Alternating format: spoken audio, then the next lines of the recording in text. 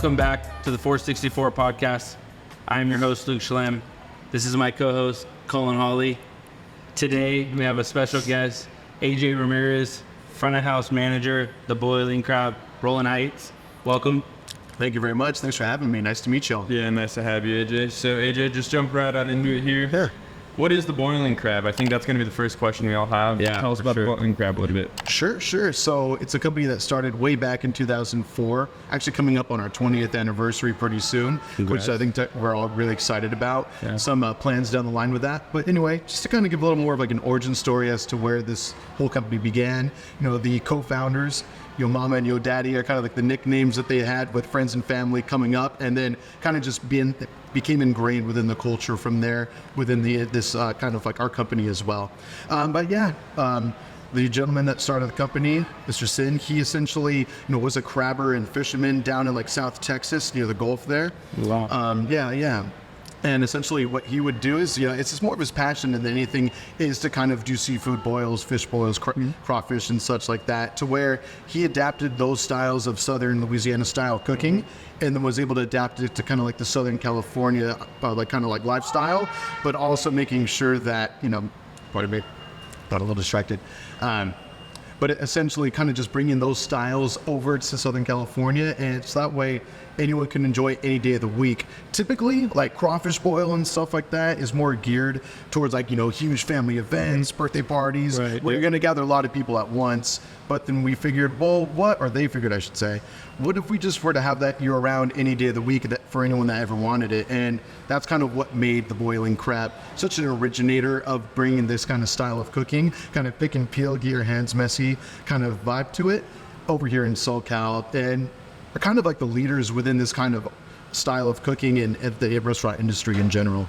So yeah, I would say that's a little brief history as to like the background of how all of this kind of began. And we've been very fortunate, as you guys, may have experienced, the long lines of crowds that we get day in and day out, whether, it's in the dead of winter. 2-3 hours sometimes, right? Every once in a while, it does get to something like that. I've waited. That's how good it is. It is. Yeah, I know we spoke a lot off camera, and I huge fan of this place. Love this place. Me and Bianca started coming and kind of fell in love with just everything about the boiling crab. You go to a lot of restaurants now, and it's some of the people there, it's like unpleasant to be there. Here you come here and it seems like I'm like interested, like it's interesting to me to see like everyone enjoying themselves, and it's quick. I love a quick dinner. Mm-hmm. I'm not a guy to, sit there for 2-3 hours and drink and hang out. Like I just want to go in, get my, my fix, my boiling crab fix, eat and leave, and that's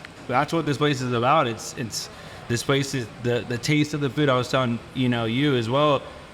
Every time we've come here, we've been here, I don't know, 50 times, 40 times, probably once a week is usually what we come, and the food is always the same. Always. And whether I see you, I see, Vanna, I see somebody else, it's all this, it's all uniform, which I love, because nowadays you don't see that anywhere. Sure. And here at the Boiling Crab, especially this one, I've been to Miami, I've been to Las Vegas, and then I've been to this one. Nice. So yeah, I tell them all the time, maybe we'll trying to hit every single. There we go. It's a lot of locations. A little tour. Jumping into locations. You guys have 27, right? 20. Just about there, yeah, and some more stuff to come in the future. I'm not sure how much I can really talk about that now, but yeah, we've had more recent locations internationally opening up, or have opened up, I should say, like in China, Australia, Saudi Arabia is one of our most recent, and like such like a mind-blowing location. Yeah, like, who'd have thought that we'd ever be able to reach such a scope? But again, with a dedicated like customer base and fan base and clientele, we've been fortunate enough to be able to afford such quality and being able to actually expand to this level. It's extreme. I think it all goes back, to that origin story. Like you said, Mr. Sin, or I guess as you guys might refer to him as Yo Daddy. He brought an experience. He brought his culture, or his experieriences and the quality of those experiences. Because it's like home cooked. It's like home cooked meal. Home cooked meals don't compare to even going to someone else's house all the time. It's like, so he brought that experience. He brought that quality of food, and he put it into this culture here. And it's crazy to see that you guys have been able been able to expand not only domestically, but like globally as well. Out in Australia, you guys said Saudi Arabia, bringing that experience to Saudi Arabia, that is two very different cultures. And so like that dichotomy and being able to provide that experience to people all over the place, that is, you know, that is kind of the formula for success. Being able to be consistent. We were talking with the team earlier. It's that consistency in culture in your guys' staff that allows you guys to be successful at the level that you are. So it's really interesting. And it all started in homegrown, and you said South Texas? Yeah, South Texas, where it all kind of began for us, essentially. And then the first location actually did open up back in '04 in Garden Grove, and then again has slowly expanded across the country, and as mentioned, outside of it as well over the last almost 20 years now. Yeah. That's amazing. I want to touch on how you guys got into this building. I know you guys were across the way. Across the parking lot. And Randall was telling me that you guys were having like full-on football games out front. Is that true? Every once in a while, maybe a little after work, after hours, you know, a certain... I think he was telling me the people waiting. Oh, sure. That a bit too. But every once in a while, if you had time before you clock in, toss the ball around with them every once in a while. Toss the frisbee across the parking lot and stuff. Just be careful of oncoming traffic, of course. But otherwise, yeah. I mean, that's usually the case. Sometimes we have people that are like parking lawn chairs. Even during, if I may, like quarantine, the parking lot, while we didn't offer outdoor dining at that time, again, we're fortunate enough to have such like a clientele base to where sometimes we have people with flatbed trucks or like, you know, pickup trucks. They would open up their beds, set up table paper right then and there, grab their to go and dine in it right there. And you're good. Essentially, yeah. Not a whole bunch of it. Every once in a while, it was pretty cool to see. Just like, you know, hey, they want to be able to have it hot and fresh and ready, the best way to experience our food. And so they made it the situation, you know, lemons, they made a lemonade out of it. So it was pretty impressive for sure. Wow. Tailgating in the parking lot at Boiling Crab. With no drinks, just they're revving up. That's just the street and base, like you said, it's about the culture. But, you know, also, AJ, a little bit less about Boiling Crab real quick. Want to know a little bit about you. We have you here talking with us today. So what was your career like for, you know, even before the Boiling Crab, how did you end up here in the position you're in? And tell us a little about, you and your role. Sure, of course. So let's see, I started back in, like 2010. So I've been with the company a little over 13 years now. Prior to that, going to school, full-time student. And then when the opportunity came up that I heard, you know what, there's going to be a Rolling Heights location, pretty darn local to where I'm from. And so I figured, you know, why not? And, you know, our original general manager of this location, Ms. Julie Turan-Asbury, and she, I got to know her by her serving over in our original Garden Grove location. And then once she was, you know, basically Rolling Heights became her baby. And, you know, when she became in leadership of that, I figured I would try to apply. It worked out really nicely and started. And one thing that I really appreciate about being here is the opportunity to have been able to grow professionally and personally within myself, starting at ground level, you know, doing, you know, bus running, cleaning tables, you know, helping at to go and such, and then working my way up to hosting, serving, and, you know, after doing that for several years, some leadership roles were offered to me, like a DSL, as we call a dining shift lead. Eventually, that was offered to me, and, you know, as flattering as it was, I had to say yes, of course. Right. And then after a few months of doing that, then the front of house manager position was offered by our current general manager, Vanna. And again, endlessly appreciative of the opportunities this place has been giving me. So, rewind a little bit. Is it you start as a runner or a busser, and you move into running, then you move into manage? Is that kind of how it goes, or sure. Work your way up. Yeah, break it down. It's like, you know, do you have to cook it all or no? You know, I guess if I really wanted to go for it, maybe they'd throw me in, throw an apron on me and make me get going. But otherwise, there are two separate, you know, locations of the restaurant. Front of house being all the dining experience out here, creating the aesthetic, the vibe, the energy, and then we have, you know, the upbeat energy that's separate but also united as well, which is back of house or our kitchen staff. This place doesn't run without their hard work and efforts that go into there. In the kitchen, it's that's work. You talk about work, that's work for sure. What we have out here is easy compared to what they have. My respects are always, you know, I know it's hard front of house, but back of house, they deserve a few more thumbs up because it's hard back there. It's hot, you know, it's needy. Everyone needs their food. Everyone wants their food faster than everyone's hungry. You know, I compare a lot of times restaurants to, you know, you get there and 5 minutes feels like 20 minutes because you're hungry, right? When you're hungry, everything feels like it's longer. And so kitchen I always do the kitchen because it's Make it happen. Touching on your guys' kitchen real quick, too, Sure. Because like you mentioned it again, back to the origin story. Big seafood boils typically are a big party, big family events, big birthday, 4th of July, you name it. Mm-hmm. But you do that because it's such, the commitment to cooking, to doing a big boil, it's a big process. There's, and it's typically a lot of food too, that you do it all at once. You don't do it in a small, 2-3 gallons of boiling water. You got tons of gallons. What's your guys' cooking process back there? You guys going all day long, making everything on the menu all day long? What's the process in your guys' kitchen compared to other kitchens? Sure. Very good question. Without giving away too many secrets of how things actually go down. Don't give away the recipe now. I'm mad, please. But essentially, the way that our kitchen works is, again, the authenticity needs to be maintained at all times, ensuring that, as you mentioned, while, whether it's, a large family group that's coming out here to dine in, or if it's just one individual to, let's say, we want to make sure that those batches are always ready. But the way that our food is always prepared is by order, meaning that it is by order. We are not cooking anything back there until there's an order ticket that arrives back there, just to ensure that, again, the quality is there each and every single time. Yeah. Consistency is key, and that's a huge part of what the boiling crab is all about. And in my opinion, I think sets us apart from what a lot of other, people that attempt to compete with what we have originated in our area of Southern California. Are you guys the originator? Well, I feel like it is, right? So seafood boil has always been like a practice in the South for, years upon years upon years upon years. But again, with Dada and Sin, our co-founders, they were the ones that actually were to be able to mainstream it over here in California and then have it blow up to the degree that it's become. So, Because I didn't know about like this type of food until like maybe a few years ago. Sure. I was like, and I got hooked, and I was like, oh, it's over. Yeah, my family. My family. You guys have always eaten it, or yeah, Texas, Oklahoma, Alabama, Louisiana. Yeah, That's where my family's from. So like, I started eating crawfish when I was like, I think 6 years old was the first time I had crawfish. wow, that's awesome. Yeah. So I mean, I've personally just been exposed to it, but yeah. Sure. But I mean, speaking of food, got some more questions for you there. But I see some food sitting over there. Do we want to bring it out and start talking about that explain what that this roll is. This is what we're all here for. Here we go. And one thing you said earlier, AJ, was you said pick and peel. Is that how you described this? That's how you described this experience? Definitely, yeah. Okay. And we're supposed to. You got to about that bag right up. I mean, yeah, by all means, go for it. Okay, start unrolling that, boy. You just put it on the table here, right? Yeah, sure, whatever you like. All right, call it right in front of you. Let's not get too crazy over here. Get as crazy as you like. All good. Oh, wow. Oh, the slow pour. And the muscle. I love the technique. Yeah, don't spill on yourself. I know. Nice.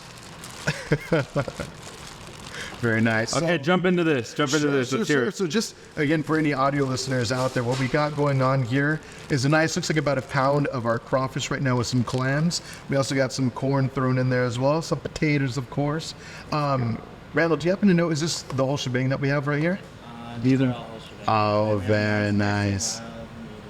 Cool. So yeah, the whole shebang is really what this place is all about. Obviously, we offer other options on the menu, but if you want to get that full BC boiling crab experience, you got to go whole shebang. And obviously, you can still do whatever spice level you're comfortable with. We have our non-spicy, a good maybe 0, 1 out of 10, mild 3, 4. This is non-spicy. Non-spicy. Okay, mild 3 or 4 out of 10. Wait, and this is our what again? Please. Sorry. Oh, the whole shebang flavor right Okay, here. this is whole shebang. And they're just different spice levels of each for sure. So medium, probably like a 7 out of 10, and then triple X, a good old medium, like 11 out of 10 there.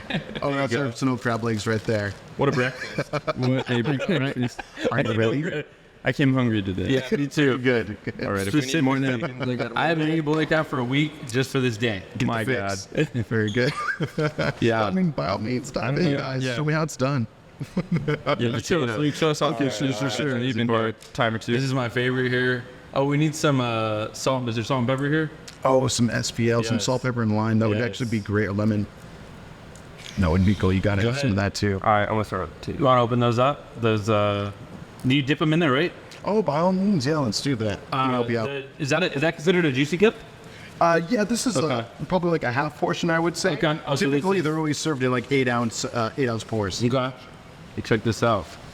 They're served in 8-ounce pours. Yes. Correct. Which one's your favorite? of the flavor choices. I mean, Wow. we have Cajun, lemon pepper, garlic sauce, the whole shebang. there's different. Oh, whole shebang is okay. Well, the whole shebang will be basically the culmination of all three together, the combination, if you Okay. will. But as far as spice level goes, you got to go medium or triple S to really experience it. Just Okay. saying, no shade to anyone that aren't like spice lords out there, but you got to do it once in a while. Just live a little bit. Yeah, you the gotta sweat. spicy is hot. I'll be honest with you. I've walked out here and sweated a few times. Oh, I never, for sure, I for never sure. bring nice clothes here because I always end up ruining them or. Last night he calls me. He's like, "Hey man, don't wear white." So now we're wearing black. Man, you gotta wear that. I didn't listen. He didn't listen. I'm not touching it. It's still within the splash zone a little bit. Just be careful. If we can get maybe a bag over it, that'd be fine. Whatever. Usually you get a bib, right? Yeah, Usually, 100%. Yeah. Out there, So we tell get us a down little bit and about the dirty. menu. Okay. What do you have? What do you guys have on the menu?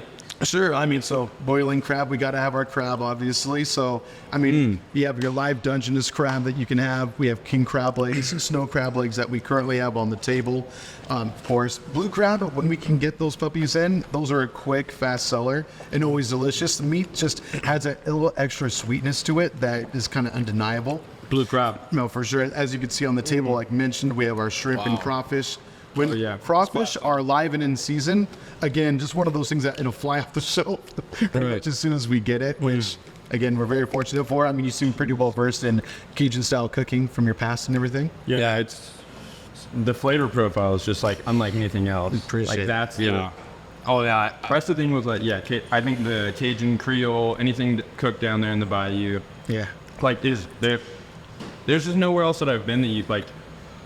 You can go deeper into the Caribbean, and maybe get something similar, but outside of that, like you're not getting this food anywhere else in the world. Sure. Really? I mean, Okay. Yeah, I mean, I haven't traveled much outside the U.S., but I guess that's not very like common. break and talk at the same time. Yeah, it sounds good. Sounds good. I can't. It's not. I guess. But I was just telling him, this just got kind of popular because I didn't really know about this kind of food. You know, like this is. Right. Would you say during COVID, and did you guys see an increase, or it's always been kind of the same for you guys? I mean, as far as like the pure amount of orders taken, and such, just people coming in, fans. though, honestly, that's one thing that I can't help, again, just as an employee, be appreciative of, is that just the fact that even during quarantine and all of that stuff, and we were operating solely as to go for the first year and a half or so, we would still dedicated customers that would just come in and line up regardless. I mean, Mother's Day was an insane hit, Father's Day as well that year. So to see that, rain or shine, pandemic or, clear, healthy skies, it doesn't matter. It doesn't matter. We have customers that are coming in, and but honestly, the food speaks for itself, but it's also about our staff that are able to maintain such positivity and good upbeat energy throughout each and every shift. That, again, I think is what helps kind of continue customers always coming back. Again, the food's delicious. I feel like that's undeniable, but And it goes by. Yeah. You order by the pound, right? Sure. So now for most everything, shrimp, we can actually, we're a little more, we can offer a half-pound increments if you prefer. Okay. So half-pound, pound and a half, what have you, if you'd like that. But then we do have our crab and lobster that have our own weight variances. Okay. For example, a nice cluster of snow crab there usually weigh about 0.7 to 1 pound. And king crab, another example I'll throw out, about 1 pound to 1.3. We try to just keep it within like a nice affordable range. That way, no matter who comes in, you all can make sure that you enjoy yourself something good. I was telling you earlier, like the price point is just unreal. It's like I go to a steakhouse, I spend $200-300 easy. I come here, we spend 50, and it's like I'm happier than when I left the steakhouse because I feel like with this food you can make it at home, but it's not the same, obviously. Sure. And the steakhouse, like you can make a lot of steaks at home, and it's almost better than what you get at a steakhouse sometimes. But. And what is your guys' most popular item? Great question. I would say, by far and away, I would say the shrimp. It's just a great value for what you're getting and what you're paying for. Right. We're talking about, depending on the size of the shrimp that you're getting, 16 to 20, 18 to 20 pieces per pound. So really nice way, an easy way to be able to fill everyone up nicely while having something nice and tasty as well. So shrimp for sure. King crab, as I mentioned, our crawfish, easy big sellers as well. But the shrimp popularity is undeniable, most certainly. Luke, have you had any crawfish? I've not. Have you? Oh, you got to dive in. I'm going to. Okay. I'm a big. If someone doesn't, if someone doesn't know how to, so for example, right now I'm having a hard time breaking this one. If someone doesn't know how to break any of the shellfish, especially no utensils right here. Yeah, you're eating with our hands. Yeah. Yeah, most I don't think you guys even have with them. Oh, you do. We do actually provide, we do have some tools, which actually we can get some right now. A sheller and a cracker. Okay. That you typically for the snow crab, you want to use that blue sheller there to kind of help saw right through it. Yeah. So that pointy end there, just stick it right in, and then kind of like almost like a crank or seesaw motion forward toward your other end. The idea that'll blast right through The idea it. with There you hands go. is that's the experience, right? Oh, for sure. In the beginning, I used to tell her, hey, you do the I didn't want to get my hands dirty. And then as I started coming more, I was like, I kind of like it now, I like licking my fingers at the end a little bit. It got a little extra taste. It's a great, honestly, one thing I always appreciate about boiling crab, and a thought I've always had is that it's a great first date spot as well. Yes. It's a nice icebreaker. Yeah. You get to be like kind of a messy eater together. You kind of cut loose a little bit and have some fun and get to know the other person in that way. Like, how much of a savage is this person across from you going to be tonight? And so it's kind of fun to see. And I've had a michelada here. Oh, nice. Yes, and I want to talk a little about that because Bring I it feel on. like that is something that people maybe miss because it's you come here for the food but you don't think about the drinks. Tell us a little bit about your guys' drinks here. What do you guys offer? I know that's something, like I said, usually I get water or a Dr. Pepper, but tell us about the drinks here. Sure. So we do have some cocktails offered, one being the beer cocktail michelada, but we kind of have our own little Cajun style, boiling crab style kind of swing on it just a little bit, to where we do use our own Cajun seasonings that in-house, a nice little combo of that, mixed also with freshly squeezed lime juice. We make sure that we order those, regularly throughout each and every single week to ensure that we always have it on hand. It's nothing that's sitting in a refrigerator for too long.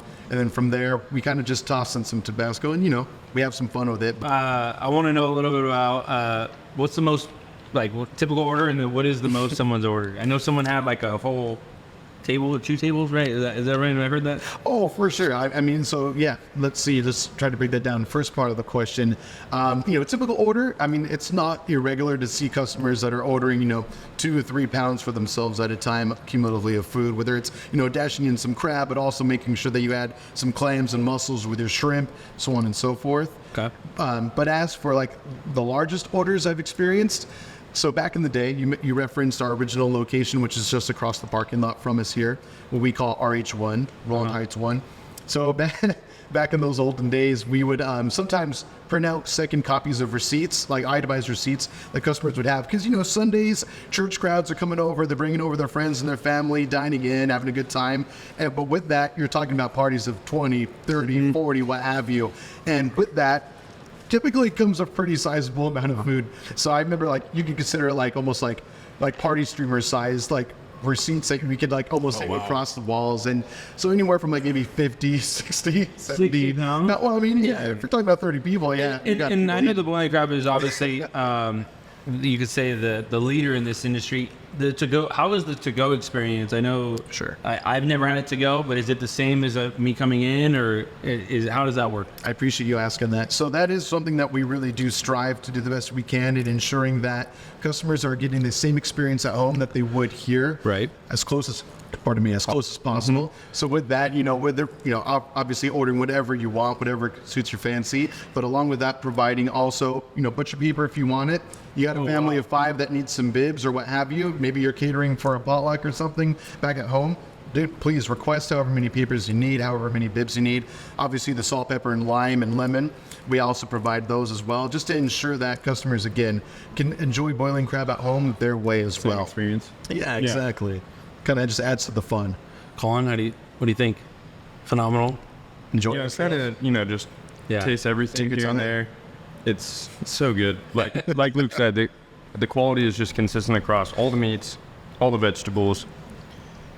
Your fried food is delicious. I actually have not had fried scallops. I've had, I think, every other form of scallops, but not fried, and they're equally as delicious. What do you recommend actually dipping the fried scallops in? Oh, Good question. So yeah, that would be our fried scallop basket right there, kind of a test item for us currently. But honestly, you got to try it and dipping it in one of the sauce spice levels that you're comfortable with. You got the triple X right there. Are you ready for a little fire? You're okay? I want it to be Ride the lightning, then go for it. I want the Enjoy. fire. Okay. Pass that fire over here. I need a straw so I can drink it. I make sure they're not shying away. Very good. Commend you both. Yep.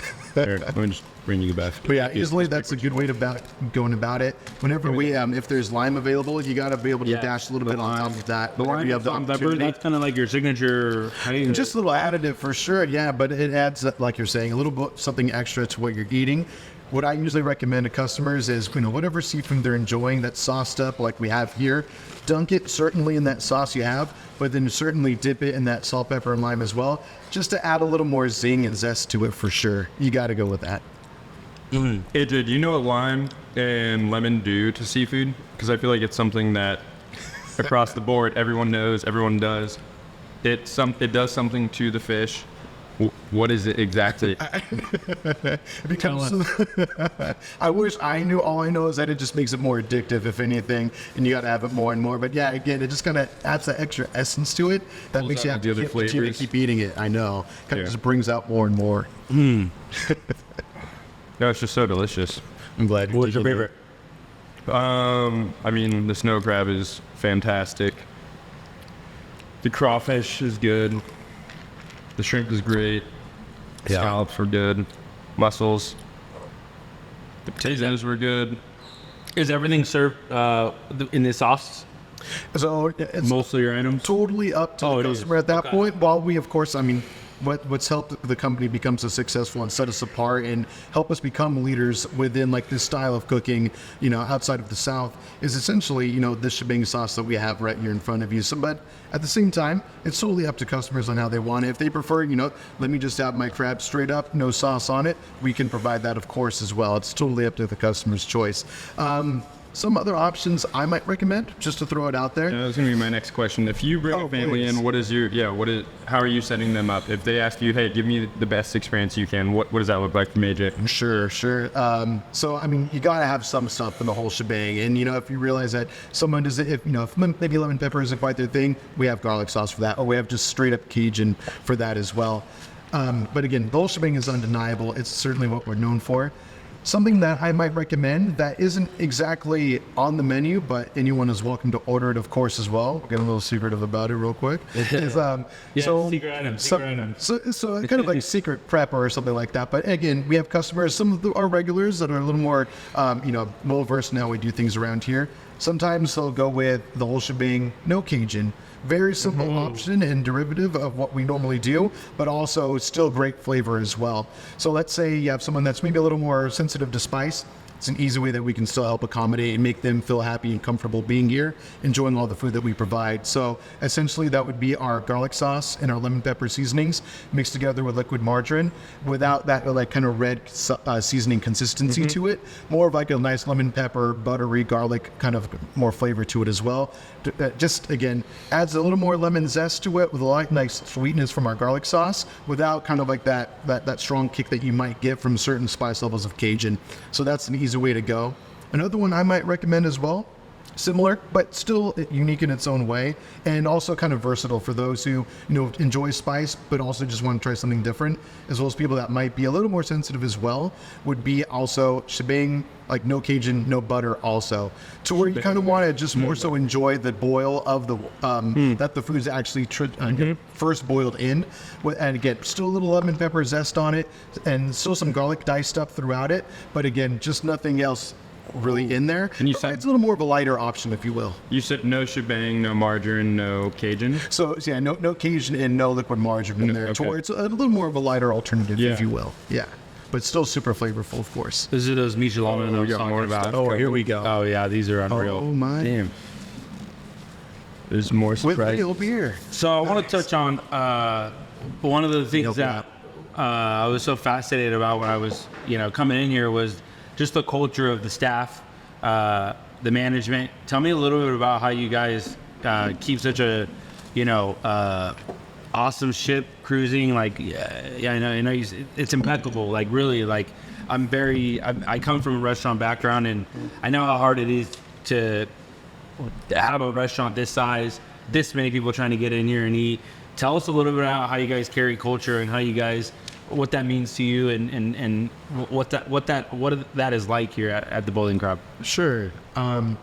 That's kind of a heavy question for me, but in the best way possible.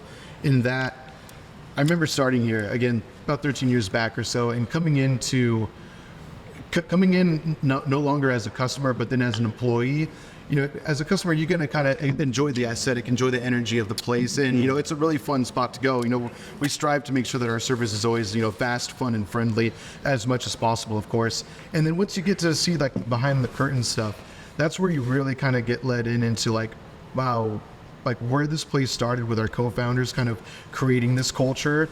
We just make sure that we always strive to kind of let that continue to shine through always. Yeah. Just to kind of touch on that a little more, you know, our co-founder Dada, she came from a restaurant background as well, similar to yourself and me, and she's all about hospitality. She's one of those folks that just, you know, she owns the spot, yeah, but she's also very down to earth and very kind as well, and makes you feel as an equal no matter what kind of situation you're in. That's something that I appreciate. And as a newer employee, when I first began at Roland Heights back in about 2010 or so, coming into it, getting to know our general manager at the time, again, Julie, and then also our current general manager, Vanna, those two just know how to continue the culture of treating each other and customers like family, and ensuring that everyone is not only heard, but has a sense of dignity and respect throughout. And I think that shines through in our service. When you give that to your staff, I think they like to pay that forward as well to every patron that comes in. Taking the time to kind of put that much heart into it. I mean, while it may not, you know, some owners of some businesses may not see that as being necessary. The bottom line might be the dollar. But at the Boiling Crab, I don't know, I can't help but feel like it's about more than that. It's more about the family aspect. It's more about treating each other as we want to be treated. And that shows not only in the day-to-day business, you know, but also, you know, we're gifted with Christmas parties and holiday parties and stuff that, you know, it doesn't need to happen. That's stuff that is extracurricular, but the owners, you know, can't help but budget it for us anyway. And that just goes endless appreciation and adoration as well. Yeah, even me, just being a customer, I felt like part of the family here when I walked in, and everyone was so like nice. And, you know, nowadays it's like you go someplace, you're like, whoa, are they having a bad day? And it's like, it seems like really when people walk through these doors, they leave all of their, whatever's going on at home at the door, and it's like Boiling Crab time. And, you know, it's something that I haven't seen at any restaurant really. I hate to say this, or I love to say it, but I'm like a super fan of this place, you know, and it's it's beyond the food, you know, the people, Vanna, you, just getting to know you, it's and even the corporate team, everyone is so genuine, and so, you know, yes, it's business, but also it's a family, and it's more than just money to you guys, right? It's more than just, you know, customers coming in. You guys are like, it's like a home cooked meal almost, right? Would you say? Yeah, no, this is fantastic. And I think it goes back to again, like the origin story, like top down, like we were talking about earlier. It seems like the quality of the ownership is just out of this world, and that trickles down through the staff, through corporate, down back to the GM. And if you guys are standard employees, servers, hosts, whatever they might be, if everyone's, you know, giving that same attitude, driving that same culture, again, it's just a huge shout out to the ownership and everyone that they pick to be leaders, because it's really hard to find good leaders, just in any space, any industry. It's hard to find someone who's going to be consistent. And then to hear, you've been here for 13 years, did I hear you say? Yeah. We're talking to Randall, we're talking to the whole team back here. Everyone's been here 13, 14, 15 years. Like, that's crazy. And to have a little community within your guys' company is awesome to hear too, and hopefully that just continues to drive the success you guys have had. Yeah, it's I want to jump a little bit into this location being the busiest, right? Doubly so, I'd say. Yeah. Yes. How do you tell us how you guys got there? Tell us how you guys continue to do so. I know for me, like, I go to any restaurant and they tell me an hour or 2 hours, and I'm like, see you later. Okay? I'm going down the street. I'm going somewhere else. I've sat outside for an hour and a half, 2 hours. So tell us how do you guys keep that flowing? And I know Randall was telling me for 3 years straight, even on a Monday, there was a wait, right? Oh, sure.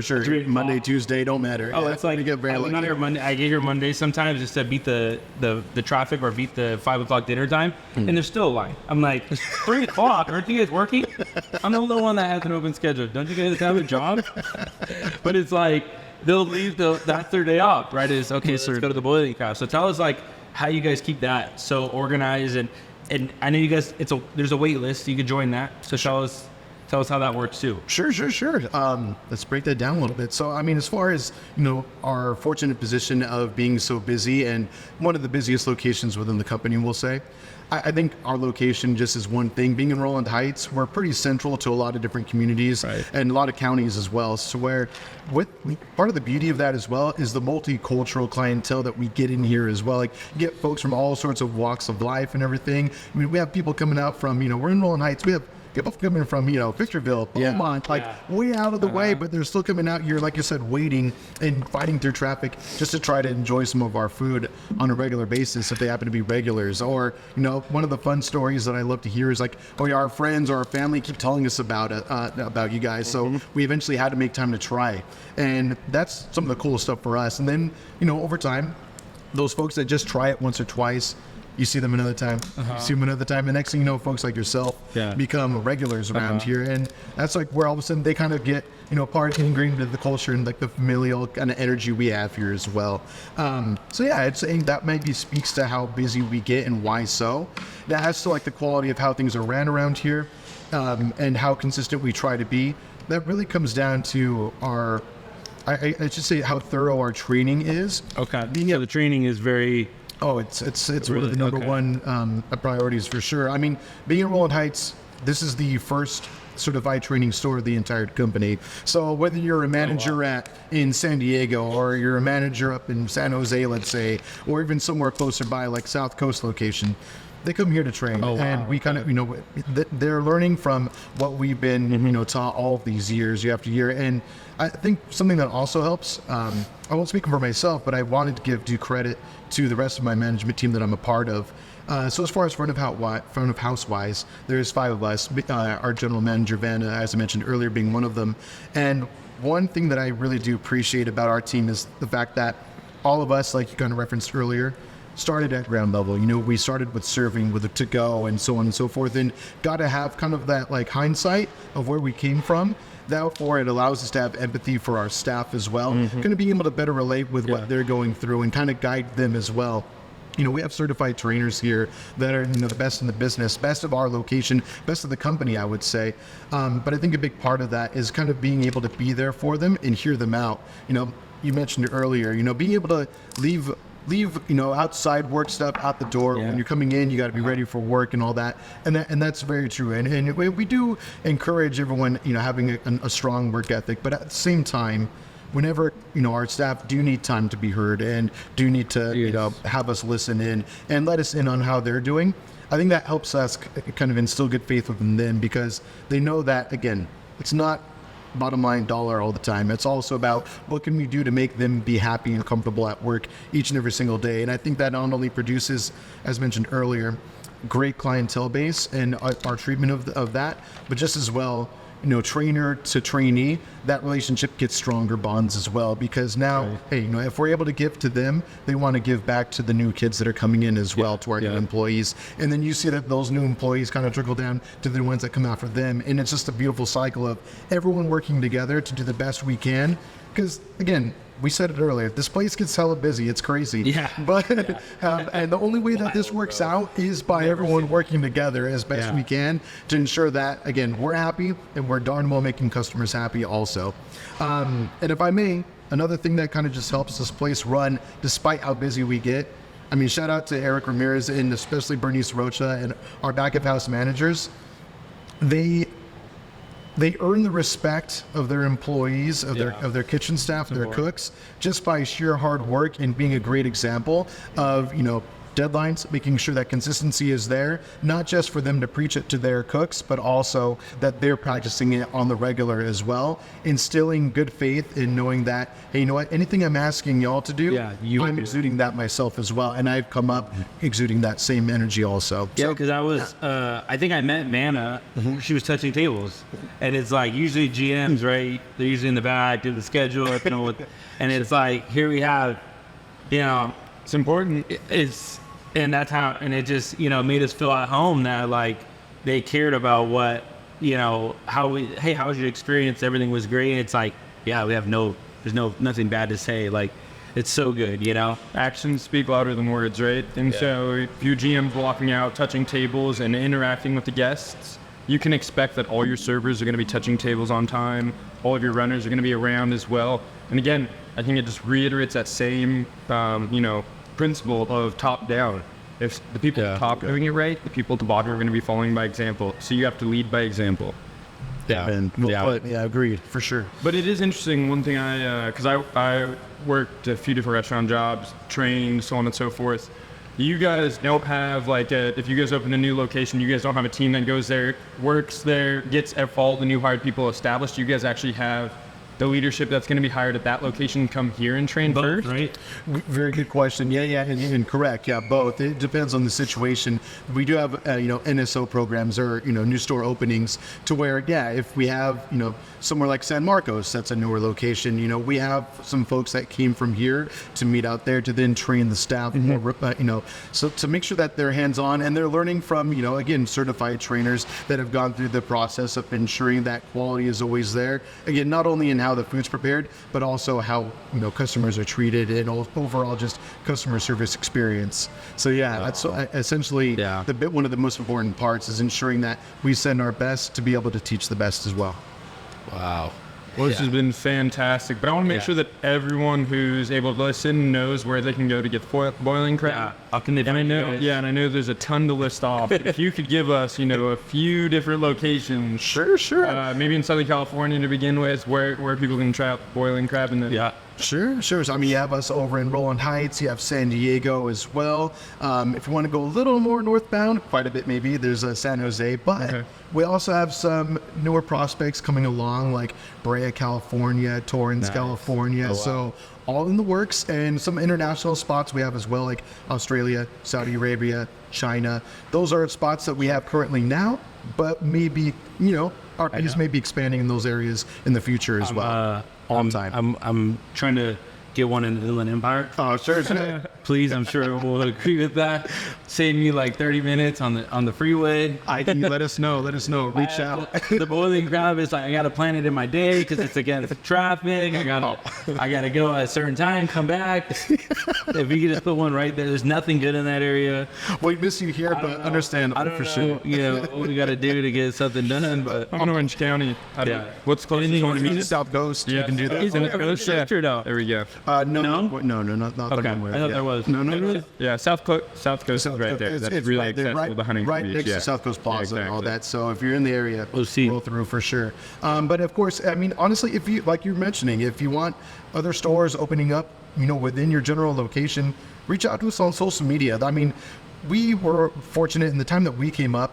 What made boiling crab the boiling crab and the hype, and not only just the hype, but the sheer popularity around it was word of mouth. Friends telling their friends, family telling family, and on it went until all of a sudden you get crowds that we get to this day. That's continued on for, again, almost 20 years. And nowadays, social media is another platform that we can utilize to be able to kind of further network and also just allow further awareness of folks that, maybe they haven't tried boiling crab yet or they haven't heard of us. So if you want to, let us know in the comments or DM us at Boiling Crab on Instagram, at The Boiling Crab on TikTok. If you keep commenting and letting us know where we need to be, by golly, I imagine eventually you might see that. There you go. Light it up. Inland Empire. Keep it civil, but we will listen for sure. Thank you. Well, thank you, AJ. It's been a pleasure having you. It's a real blessing to be here and enjoy this food. And thank you so much. Any last comments, Colin? No, we really appreciate it. Thank you guys to the entire team for having us here today. Yeah.